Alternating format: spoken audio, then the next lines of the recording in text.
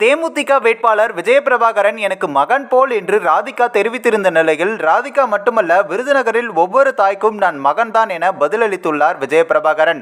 இது தற்பொழுது சமூக வலைத்தளங்களில் பெரிதளவு பேசப்பட்டுட்டும் இருக்கு.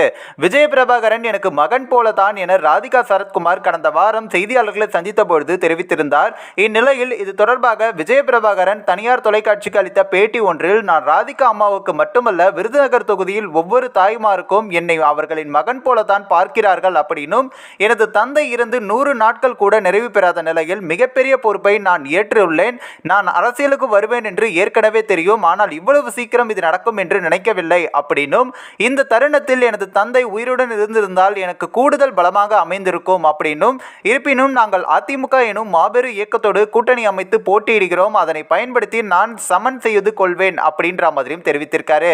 அரசியலில் வெற்றி பெற்று மக்களுக்கு எந்த அளவுக்கு நல்லது செய்ய வேண்டும் என எனது தந்தை நினைத்தாரோ அதைவிட அதிகமாக செய்ய வேண்டும் என ஆசைப்படுகிறேன்.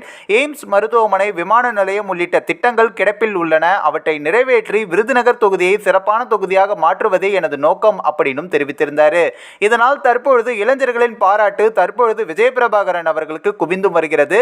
இந்த ஒரு வீடியோ குறித்து உங்களோட கருத்துக்களை நீங்க மறக்காம கமெண்ட்ஸ்ல சொல்லுங்க. நம்ம டிபிடி நியூஸ் சேனலை சப்ஸ்கிரைப் பண்றேங்க.